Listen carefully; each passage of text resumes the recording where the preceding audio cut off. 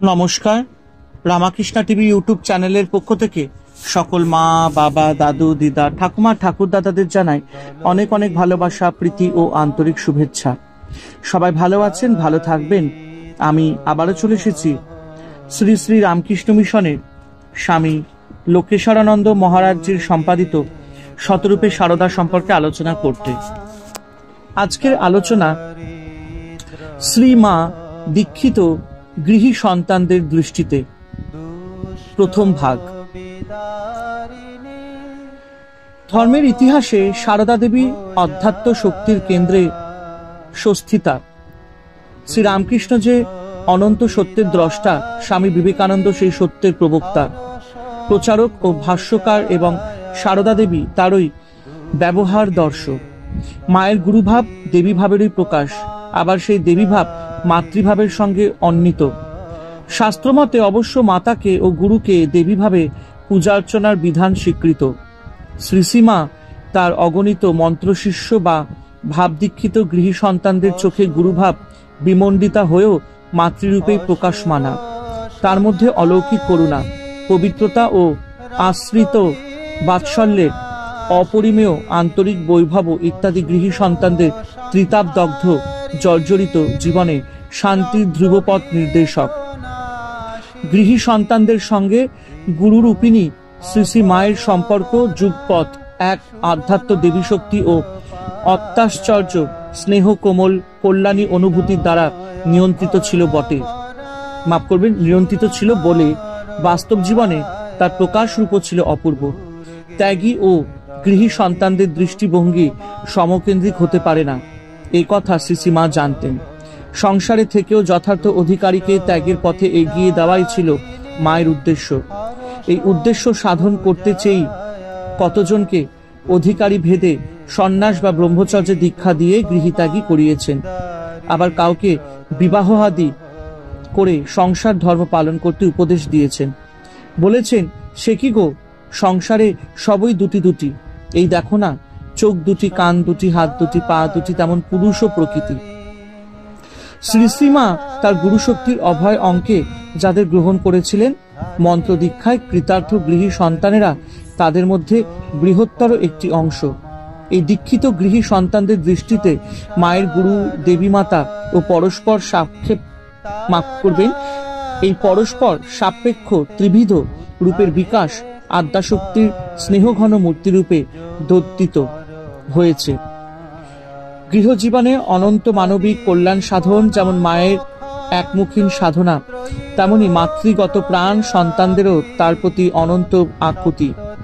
অতএব গৃহী সন্তানদের দৃষ্টিতেও মায়ের সামগ্রিক স্বরূপ বিচার করতে চাইলে মায়ের প্রতি তাদের অনন্ত নির্ভরতার কথা আলোচ্য।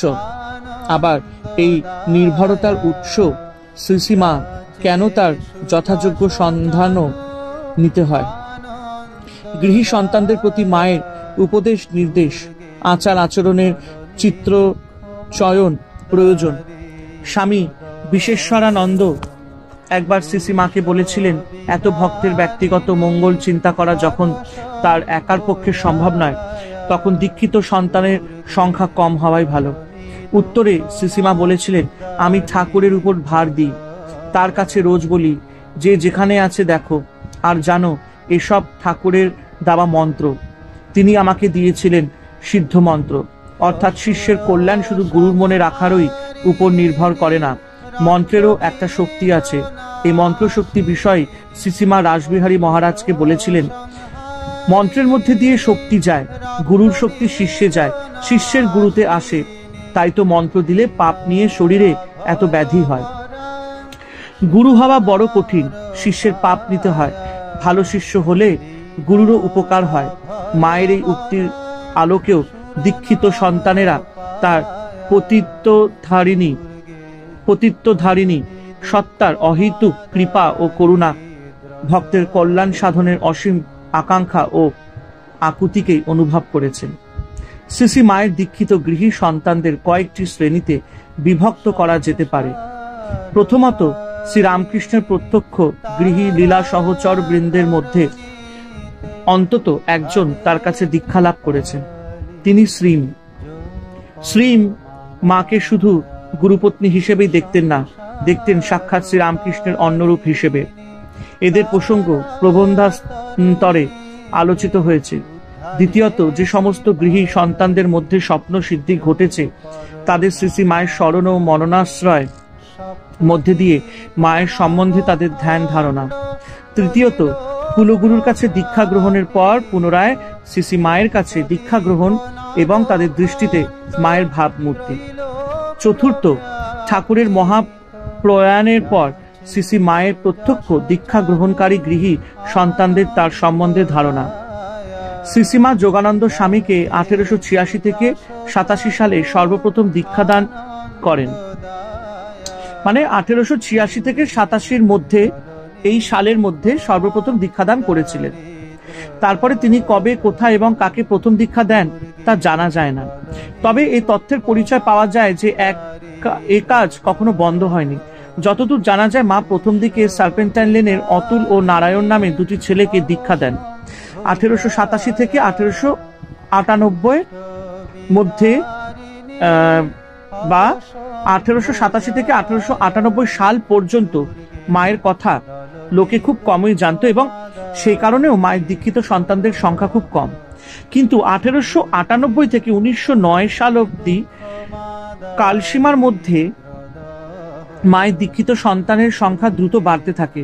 শেষ পর্যায়ে 1909 থেকে 1920 সালের মধ্যে মায়ের কাছে গৃহী সন্তানের দীক্ষা গ্রহণের ক্ষেত্রে বিশেষ আকর্ষণ লক্ষ্য করা যায় এবং তারা এসেছেন দলে দলে, ঝাঁকে ঝাঁকে, অবিরাম স্রোতে। 1887 থেকে 1920 এই সুদীর্ঘ 33 বছর কাল বহু নরনারী মায়ের কাছে যাতায়াত করেছে। প্রথম একাদশ বর্ষের বিবরণ মেলেই না, দ্বিতীয় একাদশ বছরের প্রাপ্ত বিবরণ পরিমাণে খুব বেশি না হলেও তা আমাদের মানসিক আকুতি ও জিজ্ঞাসা তৃপ্তির সহায়ক। তৃতীয় পর্যায়ের একাদশ বছরের মায়ের গৃহী সন্তানদের প্রতি আকর্ষণ এবং বিপরীতভাবে শ্রী শ্রী মায়ের সম্বন্ধে গৃহী সন্তানদের মনন ও ধ্যানের বহু পরিচয় নথিবদ্ধ হয়েছে। গ্রন্থাকারে কিংবা পত্রিকায় মুদ্রিত নানা স্তরের মানুষের এই স্মৃতিচারণগুলি মায়ের প্রত্যক্ষ মাতৃরূপ ও অধ্যাত্ম ভাবরূপের পরিচয় বহন করে। ঠাকুর বলতেন, দেব স্বপ্ন সত্য, দেব স্বপ্ন দর্শন করে তদনুযায়ী আচরিত ক্রিয়াকর্ম ও জপ করতে সক্ষম হলে ভক্ত সন্তানের আধ্যাত্মিক সমুন্নতি লাভ সম্ভব। একে বলে স্বপ্ন সিদ্ধি। শ্রী মায়ের স্বপ্নসিদ্ধ গৃহী ভক্তের অন্যতম হলেন সুরেন্দ্র সেন। তিনি স্বামী বিবেকানন্দের আমেরিকা থেকে প্রত্যাবর্তনের পর স্বামীজির কাছে ধর্মজীবনের কারণে দীক্ষা সন্ন্যাস প্রার্থনা করেন। অবধারিত দীক্ষার দিনে স্বামীজি অপর কয়েকজনকে দীক্ষা দিয়ে তাকে ডেকে বলেন, ঠাকুর বললেন, আমি তোর গুরু নই। ঠাকুর দেখিয়ে দিলেন, যিনি তোকে দীক্ষা দেবেন তিনি আমার চেয়েও বড়। স্বামীজির এই কথায় মর্মাহত সুরেন্দ্রবাবু নিজেকে তার অনুপযুক্ত বলেই মনে করেছিলেন। কিন্তু সুরেন্দ্রবাবু একদিন রাত্রে স্বপ্ন দেখেন, তিনি ঠাকুরের কোলে বসে আছেন এবং এক উজ্জ্বল দেবী মূর্তি তাকে বলছেন, একটি মন্ত্র নাও। ব্রহ্মচারী অক্ষয় চৈতন্য ও বিষয় সুরেন্দ্রবাবুর বক্তব্য উল্লেখ করেছেন, আমি ঠাকুরের কোলে বসিয়ে আছি, মন্ত্রতন্ত্রের কোনোদিনই ধার ধারি না। তথাপি তিনি মন্ত্র নিয়ে জেদ করায় জিজ্ঞাসা করিলাম, তুমি কে? আমি সরস্বতী বলিয়া মন্ত্র উচ্চারণ করিলেন। জিজ্ঞাসা করিলাম, এতে কি হবে? উত্তর দিলেন, কবি হতে পারবি? অবজ্ঞা ভরে বলিলাম, আমি কবি হতে চাই না। দেবী মূর্তি কহিলেন, কবি মানে জানিস? কবি মানে জ্ঞানী। এই কথা বলিয়া জপ করিবার প্রণালী পর্যন্ত দেখাইয়া দিয়া অন্তত 108 বার জপ করিতে আদেশ করিলেন। এইভাবে প্রায় 9 বছর কেটে যাবার পর শ্রীযুক্ত শরৎচন্দ্র চক্রবর্তীর প্রেরণায় মাকে দর্শন করতে তিনি জয়রামবাটি যান। সেখানে 4-5 দিন থাকেন। দ্বিতীয় দিন মা তাকে ডেকে দীক্ষা নিতে বলেন এবং তৃতীয় দিন লক্ষ্মী পূর্ণিমার দিন মা তাকে দীক্ষা দেন। দীক্ষার সময় মা তার ডান হাত সুরেন্দ্রবাবুর মস্তকে এবং বাঁ হাত তার চিবুকে রেখে দীক্ষা দিয়েছিলেন। মায়ের দেওয়া মন্ত্র শুনে সুরেন্দ্রবাবু দীর্ঘকাল পূর্বের সেই স্বপ্ন দর্শনের কথা স্মরণ করে ক্ষণিকের জন্য সংজ্ঞা হারিয়ে ফেলেন। প্রকৃতিস্থ হবার পরে দেখলেন তার স্বপ্নদৃষ্ট দেবী মূর্তি ও মায়ের মূর্তি এক। তিনি সেই স্বপ্নের কথা মাকে বলবার চেষ্টা করলে মা তাকে বললেন, কেন মিলছে না? ঠিক মিলছে তো?